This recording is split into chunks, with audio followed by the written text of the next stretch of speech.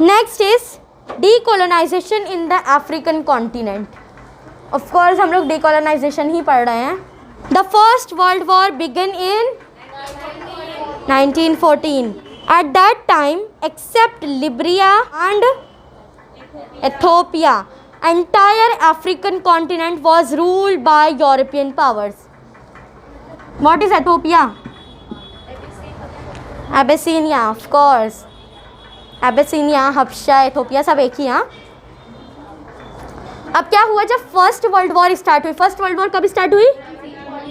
1914 में। 1914 में क्या हुआ था? जब फर्स्ट वर्ल्ड वॉर स्टार्ट हुई थी तो पूरा अफ्रीकन कॉन्टिनेंट, इतना बड़ा सा अफ्रीका है, देखते हो ना वर्ल्ड मैप में, पूरा अफ्रीकन कॉन्टिनेंट जो था वो यूरोपियंस के कब्जे में था, except these two regions, Libya and Ethiopia. ये दो रीजन पर अभी किसी का कंट्रोल नहीं था, लेकिन डेफिनेटली अब ये दो रीजन पर किसी का कंट्रोल नहीं था, इसका मतलब ये तो नहीं कि ये आज़ाद रहेंगे। In the future next time कभी ना कभी तो इन पर कंट्रोल होना है। तो वो कब था देखो अभी। European colonies in Africa, that is almost the entire continent, got involuntarily involved in the war. अब क्या हुआ कि जब यूरोपियन कॉन्टिनेंट पूरा किसी के कंट्रोल में, और वो किसके कंट्रोल में? यूरोपियंस के। यूरोपियंस किस में इन्वॉल्व थे? वॉर में, वर्ल्ड वॉर में। तो इनडायरेक्टली कौन इन्वॉल्व हो गया वर्ल्ड वॉर में? अफ्रीका। जैसे इंडिया का था, इनवॉलेंट्रली मतलब कि अनविलिंगली, बिना चाहते हुए भी उनको वॉर में, क्योंकि कॉलोनीज कभी वॉर में जाना ही नहीं चाहते थे। क्यों ऐसा था? क्योंकि कॉलोनीज़ की हालत खुद इतनी ख़राब थी कि वो किसी वॉर में जाने की सोच भी नहीं सकते थे। बट क्या हुआ, बिकॉज वो यूरोपियंस के रूल में थे, इसलिए उन्हें जो है मजबूरन, अनविलिंगली जो है वॉर में पार्टिसिपेट करना पड़ा। Then soon after the onset of the war, England and France began to attack the German colonies in Africa. अब वॉर में आपको जब हराना होता है किसी को, तो आप क्या करते हो? उसकी जो कमज़ोर चीज़ें होती हैं उस पर फटाफट अटैक करते जाते हो ना। अभी अगर समझ लो कि आपको किसी से वॉर करनी है, कोई कंट्री को दूसरी कंट्री से, तो वो क्या चीज़ों को ख़त्म करेगी? पहले जो कमज़ोर हैं, पहले जो सिटीजन्स हैं, सिविलियंस होते हैं, है ना, उन लोगों पर अटैक करते हैं। क्योंकि मिलिट्री से डायरेक्ट आप अटैक करने जाओगे तो मिलिट्री भी तो उतनी ही पावरफुल रहती है, उतनी तैयार रहती है। अब सिविलियंस थोड़ी हथियार लेकर हर टाइम तैयार रहेंगे। तो इसके लिए क्या होगा कि जो मिलिट्री होती है अपोजिशन की, वो हमेशा किस पर अटैक करती? कमज़ोर पर, आपके सिविलियंस पर, उस पर सब अटैक करेगी। तो क्या होगा? डेफिनेटली मिलिट्री खुद ब खुद कमज़ोर हो जाएगी। वैसे ही क्या हुआ कि जब यूरोपियंस में, अब वर्ल्ड वॉर किस में थी? यूरोपियन कंट्रीज़ में हो रही थी ना। तो क्या हुआ, इंग्लैंड और फ्रांस को, इंग्लैंड और फ्रांस एक साथ थे ना वर्ल्ड वॉर में। तो जब इंग्लैंड और फ्रांस को, और इनके अगेंस्ट में सबसे बड़ी पावर कौन थी अभी? जर्मनी। तो जर्मनी को जब हराना था इंग्लैंड और फ्रांस को, तो इन लोग दोनों ने क्या किए? जो जर्मनी की कॉलोनीज अफ्रीका में थी, जर्मनी की जो कॉलोनीज कहाँ थी, उसको उस पर हमला कर दिया, उसको कॉन्कर कर लिया। इससे क्या होगा? जर्मनी कमज़ोर हो जाएगा, क्योंकि उसकी कॉलोनीज कम होंगी तो उतना जो पैसा कॉलोनीज से मिल रहा है, उतनी जो हेल्प मिल रही है, सोल्जर्स मिल रहे हैं, सब खत्म। तो इन लोग दोनों ने क्या किया? अफ्रीका में जो कॉलोनीज जर्मनी की थी उसको कॉन्कर करना शुरू कर दिए। Then after the defeat of Germany in the war, Allied nations began to compete with each other for occupying German colonies in Africa. अब क्या हुआ कि जब जर्मनी वर्ल्ड वॉर 1 में जर्मनी हार गया था, है ना, सेंट्रल पावर्स में से, अब क्या हुआ कि अलाइड नेशंस जो थे वो जीते थे। अलाइड नेशन में कौन कौन था?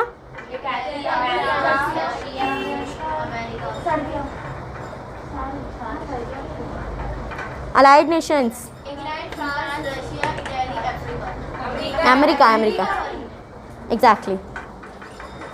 तो देखो अब क्या हुआ कि जब पहले ही जर्मनी की कॉलोनीज तो जा रही हैं, अब जब जर्मनी वर्ल्ड वॉर में पूरी तरह हार गया, ख़त्म, जर्मनी अब नहीं रहा, तो जो अलाइड नेशन की जितनी भी कंट्रीज़ थी वो लोग सब जो है लड़ने लगे एक दूसरे से, जो अफ्रीका में जर्मनी की कॉलोनीज थी उसको लेने के लिए। जैसे अफ्रीका में जर्मनी की बहुत सारी कॉलोनीज थी, ठीक है, अब जर्मनी तो हट गया वर्ल्ड वॉर से, ख़त्म। तो अब अलाइड नेशंस कौन थे? ये सब लोग थे अलाइड नेशन में, और भी कुछ 3-4 और कंट्री है। अब ये लोग सब विनर्स हैं। तो अब अफ्रीका में जो जर्मनी की कॉलोनीज है वो सब तो जर्मनी से आज़ाद हो गई ना, क्योंकि जर्मनी वर्ल्ड वॉर में हार चुका है, और अब जर्मनी के पास इतनी पावर नहीं है कि वो अपनी कॉलोनीज़ को संभालेगा। तो जो अलाइड नेशंस से जो विनर्स थे, ये इंग्लैंड, फ्रांस और जो रशिया वगैरह है, ये लोग सब जो है एक दूसरे से लड़ने लगे ये सब कॉलोनीज़ को लेने के लिए जो अफ्रीका में है अभी जर्मनी की। समझ में आया? Any doubt? नहीं समझा? देखो अफ्रीका में जो है जर्मनी की बहुत सारी कॉलोनीज थी, ठीक है, जर्मनी की। अब क्या हुआ कि जब जर्मनी वर्ल्ड वॉर 1 में हार गया और ख़त्म हो गया, अब जर्मनी के पास इतनी पावर है नहीं कि वो अपनी कॉलोनीज़ को संभालेगा यहाँ पर, तो क्या हुआ, जो अलाइड नेशंस थे यानी इंग्लैंड, फ्रांस, रशिया, अमेरिका, ये सब विनर्स थे। तो अब जर्मनी की कॉलोनीज़ पर, अभी जर्मनी तो हार चुका है, तो मतलब ये कॉलोनीज़ आज़ाद हो गई हैं, इस पर अभी किसी का कंट्रोल नहीं है। तो ये जो अलाइड नेशंस थे ना, ये एक दूसरे से लड़ने लगे ये सब कॉलोनीज़ को लेने के लिए। ठीक है, अभी समझ में आया। Then the American president Woodrow Wilson, considering the situation, suggested that the victorious European nations should act as trustees of the erstwhile German colonies and administer them only as protectorates. अब देखो, अमेरिका का president कौन था उस time? Woodrow Wilson.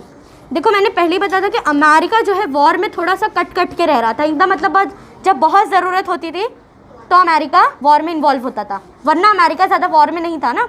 World war 1 और 2 दोनों में हम लोग ने देखे हैं कि अमेरिका का ज़्यादा जिक्र नहीं है, बस वर्ल्ड वॉर 1 में ये बताया कि वो एंड में, एकदम एंड में जब वॉर ख़त्म होने वाली थी तो इन्वॉल्व हुआ, और वर्ल्ड वॉर 2 में कब, जब वो हिरोशिमा और नागासाकी वाला अटैक हुआ था। उसके अलावा अमेरिका का इतना कोई बहुत बड़ा रोल नहीं था। तो अमेरिका जो था उस टाइम पे पावरफुल था, है ना, जो सबसे कम वॉर में इन्वॉल्व था, तो जाहिर सी बात है इसके पास उतना पैसा और सब चीज़ें भी। तो और फिर यूएन का जो आइडिया था, लीग ऑफ नेशंस का आइडिया था, सब अमेरिका से मिला था। तो अमेरिका एक तरह से लीड कर रहा है अभी सबको, जितनी भी कंट्रीज़ है वर्ल्ड में, जो यूरोपियन नेशंस है, जो अभी वर्ल्ड वॉर में सब हारी जीती सब है, वो सब पर अभी एक्चुअली अमेरिका का कंट्रोल है कि अमेरिका जो चाहे वैसा वो कर सकता है। तो अमेरिका ने क्या किया, जब देखा कि अलाइड नेशंस जो हैं वो एक दूसरे से लड़ रहे हैं जर्मन की कॉलोनीज़ के लिए, तो उसने ये सजेशन दिया, जो वुडरो विल्सन थे अमेरिकन प्रेसिडेंट, उन्होंने ये सजेशन दिया कि जो अलाइड नेशंस है वो लड़ेंगे नहीं, बल्कि जितनी भी कॉलोनीज़ है उसके ट्रस्टीज़ बन जाएंगे, इनडायरेक्टली उसके हेड बन जाएंगे आप लोग, और उन जो कॉलोनीज़ है उसके लिए एज अ प्रोटेक्टर आप काम करोगे। अभी तक जितनी कॉलोनीज़ में ये थे एज अ डिक्टेटर काम कर रहे थे ना, डिक्टेटरशिप नहीं था, आप अपनी मर्ज़ी से जो चाहो करोगे, कॉलोनीज़ में आपको कोई रोकने वाला नहीं था। बट जो जर्मन की कॉलोनीज़ आप अभी कॉन्कर कर रहे हो, उस पर आप एज अ प्रोटेक्टर रहोगे, मतलब उस कॉलोनी को प्रोटेक्ट करने के लिए आप हो, आप उनको मतलब लड़ने के लिए नहीं, या उनके ऊपर मतलब जुल्म करने के लिए वो सब के लिए नहीं हो। Okay, it was necessary to give the colonies internal autonomy. अब जो है वर्ल्ड वॉर के बाद इतनी कमज़ोर तो हो ही चुके थे ये लोग, तो इन लोग के लिए अब ज़रूरी था कि अब जो कॉलोनीज़ है उनको ऑटोनॉमी, इंटरनल ऑटोनॉमी मिली, मतलब अंदर अंदर कहीं कहीं ना उनको इंडिपेंडेंस देते जाने चाहिए थोड़ी थोड़ी, कि मतलब हाँ ये रीजन पे अभी आप लोग रूल कर सकते हो। मतलब अब पहले कैसा हो रहा था, जब वर्ल्ड वॉर नहीं हुई थी, जब कॉलोनीज बहुत पावरफुल थी ये सब यूरोपियन, तो ये लोग क्या करते थे, कोई छोटा सा भी रीजन जो होता था वो इनके कंट्रोल से बाहर नहीं रहता था, सब पे इन्हीं का कंट्रोल था। अब जब वर्ल्ड वॉर हो गई तो कुछ कुछ रीजन को जैसे इंटरनल ऑटोनॉमी मिलने लगी, थोड़ा थोड़ा आपको मतलब जो है आज़ादी दी जा रही थी अभी। Hence, the League of Nations decided with mutual understanding that England, France and Belgium should divide the colonies among themselves. एक म्यूचुअल अंडरस्टैंडिंग हुई। उस टाइम पे वर्ल्ड वॉर 1 के बाद कौन था? League of Nations. League of nation के 2 ही main member थे, कौन थे? इंग्लैंड और फ्रांस। तो जो भी डिसीजन होगा इन्हीं दोनों का रहेगा। तो इंग्लैंड और बेल्जियम जो था वो मतलब परमानेंट मेंबर नहीं था उसका, एक मतलब आवन जावन वाले मेंबर होते हैं ना, वैसा था वो। जैसे अभी यूएन में भी सिर्फ 5 परमानेंट होते हैं, बाकी सब कंट्रीज से सिलेक्ट होती है ना, वैसे ही था। तो बेल्जियम, फ्रांस एंड इंग्लैंड ने ये चीज़, हाँ, तो ये वर्ल्ड वॉर 1 के बाद लीग ऑफ नेशंस की बात हो रही है ना, लीग ऑफ नेशन में था वो। तो क्या हुआ कि इन लोग ने क्या डिसाइड किया कि इंग्लैंड, फ्रांस और बेल्जियम तीनों जो हैं जर्मन की जो कॉलोनीज़ हैं अफ्रीका में, वो क्या करेंगे, आपस में बांट लेंगे अच्छे से, आधा आधा, ठीक है, वो बराबर बराबर बांट लेंगे और फिर उसको रूल करेंगे अपने से। A committee of, underline it, a committee of 11 members was appointed by the league to supervise the administration of the colonies. कितने मेंबर्स की कमेटी बनी? 11 मेंबर्स। किस लिए बनी?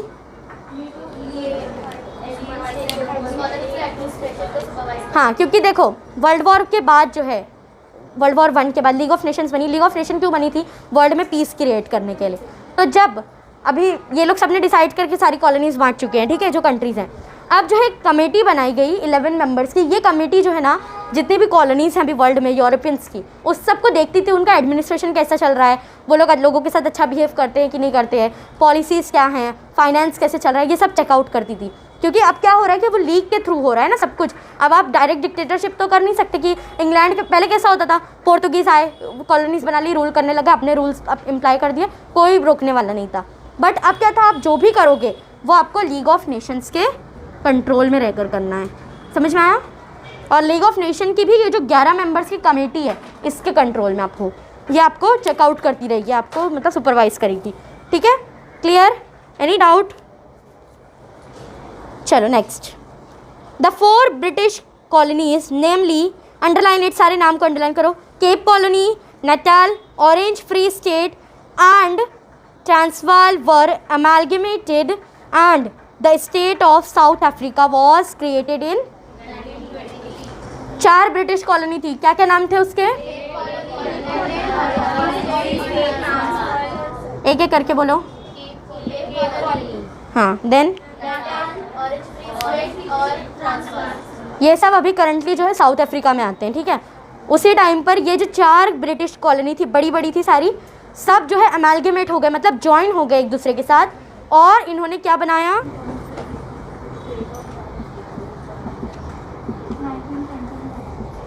कब बना? However, the dominance of the white people continued unchanged। मतलब कि अभी देखो अफ्रीकन लोग कैसे होते हैं, उन लोगों का जो स्किन कलर होता है ब्लैक होता है, अच्छा मतलब बहुत ब्लैक होते हैं वो लोग। तो अब क्या हुआ कि अफ्रीका में मोस्टली क्या होता था, ब्लैक और वाइट का बहुत डिस्क्रिमिनेशन था। वाइट कौन होते थे? यूरोपियंस होते थे। तो वो लोग ब्लैक को जो है ना मतलब बहुत छोटा समझते थे, कमज़ोर समझते थे, एज अ स्लेव उनका यूज़ होता था। तो ये जो वाइट और डोमिनेंस चल रहा था ना, ये अभी तक चल रहा है, ये अभी चेंज नहीं हुआ है। वाइट वाला, वाइट की जो प्रॉब्लम चल रही है ये अभी चेंज नहीं हुई है।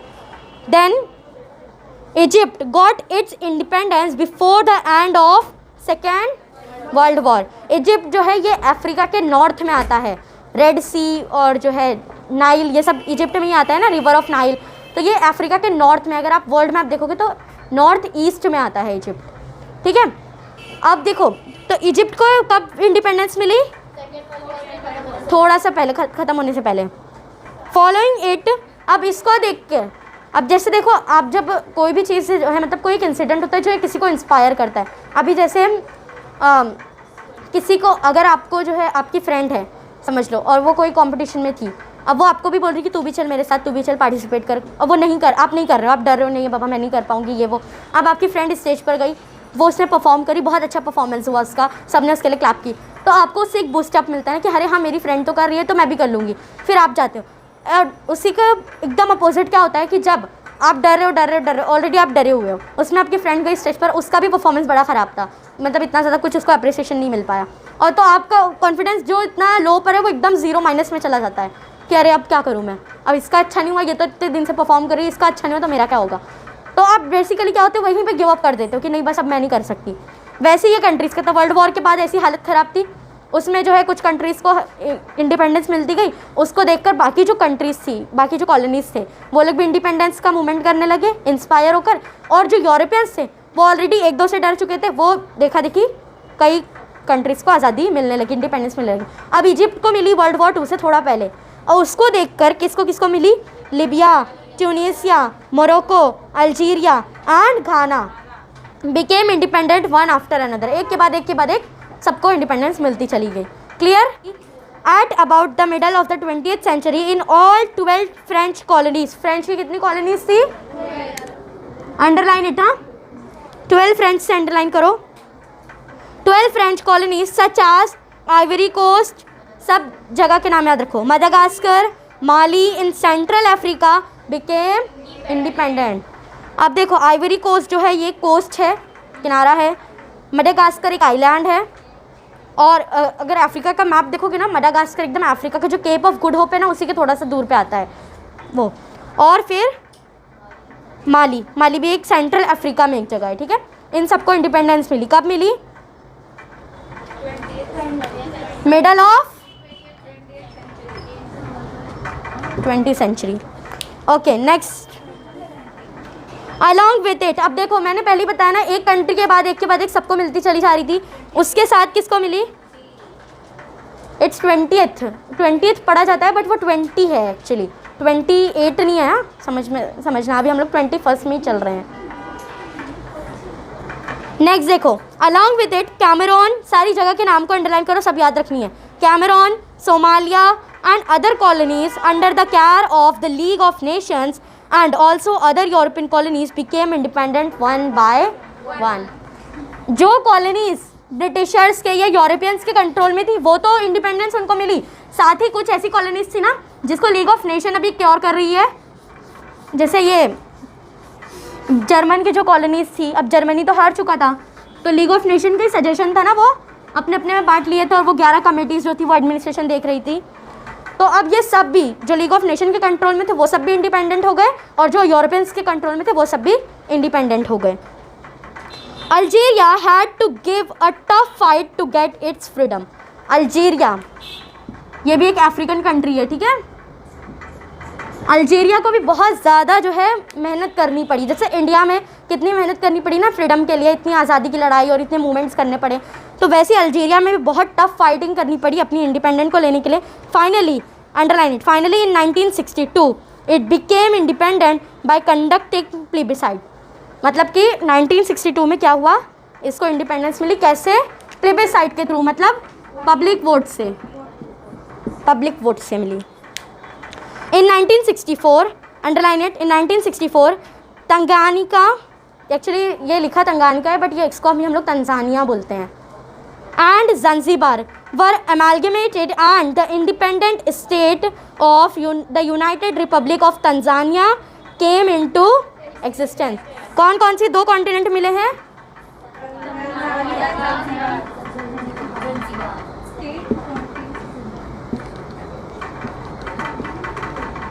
तंजानिया का देखो दूसरा नाम है ये तंगानिका।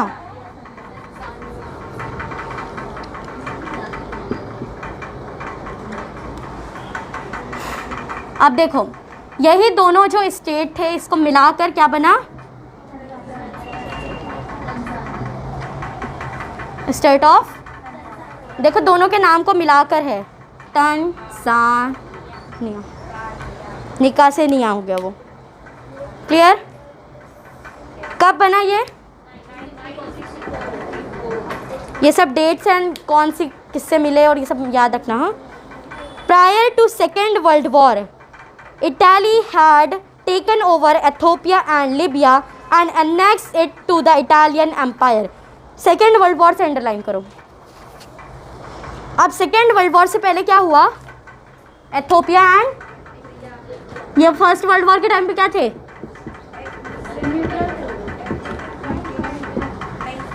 आज़ाद थे ना, कोई लोग के किसी कंट्रोल में थोड़ी थे।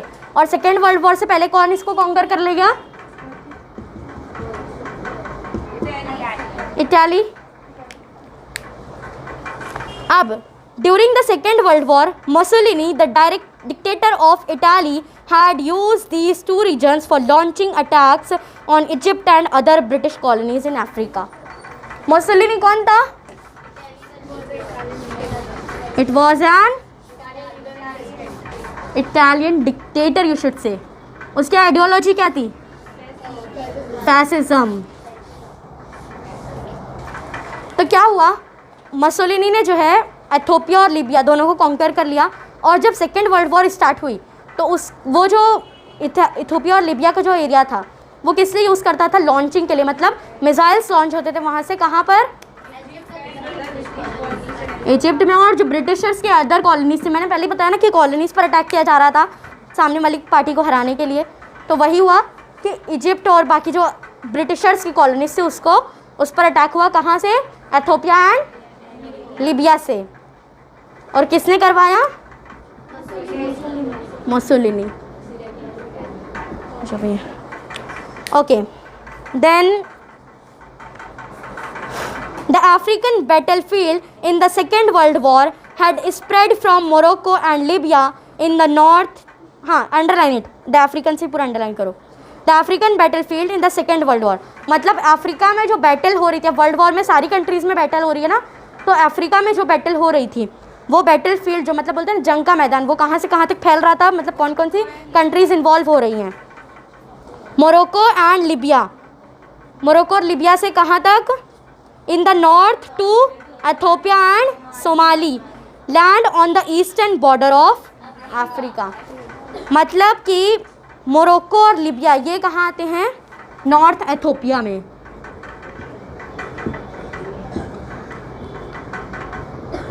ठीक है, उसके बाद क्या नाम लिया है?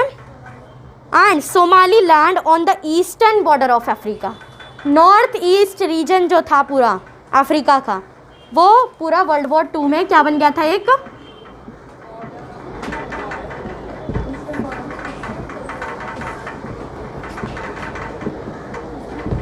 एक बैटल फील्ड था, जंग का मैदान बन गया था ना। ये पूरे रीजन्स में वॉर ही चल रही थी। कहीं मिसाइल से अटैक हो रहा है, कहीं गन्स का यूज़ हो रहा है, कहीं मिलिट्रीज बाकायदा एक दूसरे से लड़ रही हैं आके, ऐसे सब हो रहा है। समझ में आया? समझा? नहीं समझा? देखो, वर्ल्ड वॉर 2 में क्या हुआ कि अफ्रीका का जो कॉन्टिनेंट था उसमें नॉर्थ एथोपिया से लेकर ईस्टर्न पार्ट जो था, ईस्टर्न लैंड, नॉर्थ और ईस्ट मतलब ऐसे वाला एरिया जो होता है नॉर्थ ईस्ट, तो वो पूरा एरिया जो था वो एक बैटल फील्ड बन गया था, एक जंग का मैदान बन गया था। वहाँ पे मतलब सारी वॉर्स जो है वो सब ज़्यादा इसी सब रीजन में हो रही थी। क्लियर? अभी समझ में आया? बस यही है। The British empire in Africa was in danger because of the aggression of Italy and the German general Erwin Rommel. हाँ ये देखो, अभी ब्रिटिशर्स के जो रूल था कहाँ पर? अफ्रीका में, वो खतरे में आ गया। कैसे? इटाली और जर्मन जनरल जो था। क्यों इटाली और जर्मनी से प्रॉब्लम थी? क्योंकि फर्स्ट वर्ल्ड वॉर में जर्मनी हारा था, सेकेंड वर्ल्ड वॉर में वो पूरा बदला निकाल रहा था अपना। तो वही हुआ यहाँ पर भी कि जब अब इन लोगों का टारगेट क्या था? इंग्लैंड को हराना है, क्योंकि इंग्लैंड उस टाइम पावरफुल था ना। वर्ल्ड वॉर 1 में भी वो जीता, सेकेंड वर्ल्ड वॉर में भी काफ़ी पावरफुल था, जीतना ही था उसको।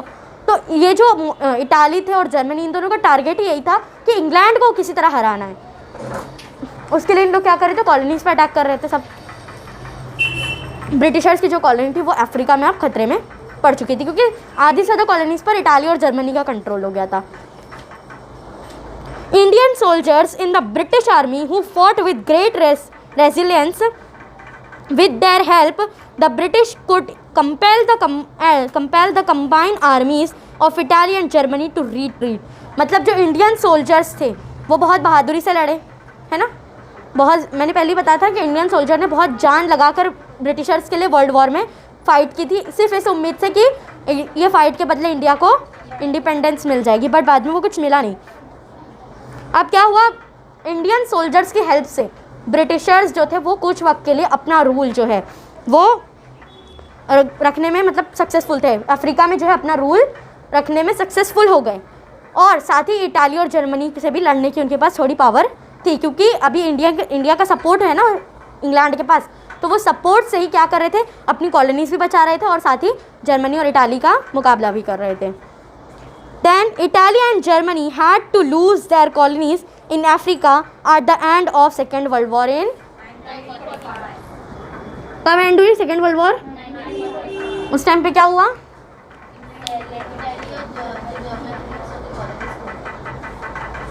इटाली और जर्मनी ने जो अफ्रीका में अपनी कॉलोनीज बनाई थी वो सब खत्म हो गई। वो कैसे हुई? इंग्लैंड ने हराया, और इंग्लैंड ने किसकी हेल्प से हराया? इंडिया की हेल्प से। Clear? Any doubt? The end of the Second World War created an environment in which the process of decolonization gained momentum. अब क्या हुआ कि सेकेंड वर्ल्ड वॉर जब ख़त्म हुई, एंड हुई, तो उस टाइम पर क्या हुआ कि जो प्रोसेस ऑफ डीकोलोनाइजेशन है, मतलब कॉलोनीज़ को ख़त्म कर देने वाला प्रोसेस, वो उसको एक मोमेंटम मिला, एक बोलते हैं ना, एक स्पार्क मिला, एक रे ऑफ होप मिली कि अब जो है डीकोलोनाइजेशन का प्रोसेस जो है वो स्टार्ट करना चाहिए, मतलब कॉलोनियलिज्म को ख़त्म कर देना चाहिए। The Asian and African continents were filled with the heightened spirit of independence movement. Asia और अफ्रीका में तो इंडिपेंडेंस मूवमेंट एकदम ज़ोरों शोर पे चल रहा था। वर्ल्ड वॉर से बहुत फ़ायदा उठाया था ये कॉलोनीज़ ने। The awareness about these movement spread rapidly. Awareness भी हो रही थी। अब एक कंट्री में इंडिपेंडेंस चल रही है तो उसका देखा देखी दूसरी कंट्री में चली गई, फिर उसको देखकर कोई तीसरी कंट्री, ऐसे मतलब पूरे कॉन्टिनेंट में फैल गई थी ये बातें। Then many countries in both continents obtain their freedom. बहुत सारी कंट्रीज़ को फ्रीडम मिल चुकी थी। However developments in these countries were also being watched by America and Russia. सब इंडिपेंडेंस तो मिल रही है, बट इनकी जो डेवलपमेंट, इंडिपेंडेंस मिलने के बाद हालत तो बहुत ख़राब थी, कुछ भी सिस्टम नहीं था, आपके पास कुछ नहीं था। तो उन लोगों में कैसे डेवलपमेंट हो रही, ये सब कौन सुपरवाइज कर रहा था? Why America and Russia, they were World War 2 के बाद 2 ही सुपर पावर उठी थी ना, कौन कौन सी? अमेरिका एंड, तो जो भी कॉलोनीज में डेवलपमेंट हो रही है वो कौन वॉच आउट कर रहा है? अमेरिका और Russia. Each of them was trying to attract maximum countries on its side. दोनों जो है मैक्सिमम कंट्रीज जो थी, जितनी भी कंट्रीज थी जो कॉलोनीज थी पहले और अब जो है नॉर्मल हो गई हैं, सबको अपनी तरफ अट्रैक्ट कर रहे थे। क्यों अट्रैक्ट कर रहे थे वो भी अभी बताती हूँ। In the next lesson we are going to study the Cold War and its impact on India. Cold War किसके किसके बीच में हुई थी? अमेरिका और रशिया। अमेरिकन आइडियोलॉजी जो थी वो डेमोक्रेसी थी, ठीक है, और डेमोक्रेसी और कैपिटलिज्म, और ये थी कम्युनिस्ट एंड सोशलिज्म। अब कोल्ड वॉर दोनों के बीच में हो रही है, तो ये कंट्री जो है चाहेगी ना कि जितने लोग, मतलब ज़्यादा से ज़्यादा लोग डेमोक्रेसी की आइडियोलॉजी को फॉलो करें। तो जो जो डेमोक्रेसी फॉलो करेगा ऑल ओवर द वर्ल्ड वो सब अमेरिका के साथ हो जाएंगे, और जो जो कम्युनिस्ट और सोशलिज्म को सपोर्ट करेंगे वो रशिया के साथ हो जाएंगे। समझ में आया? इसके लिए दोनों कंट्रीज चाह रहे थे कि मतलब हमारी आइडियोलॉजी को ज़्यादा से ज़्यादा कंट्री फॉलो करे। बस फिर इसी के लेकर कोल्ड वॉर बाद में हुई है, तो हम लोग नेक्स्ट चैप्टर में पढ़ेंगे। सो ऑब्जेक्टिव्स पे ये एक्सरसाइज देख लेते हैं।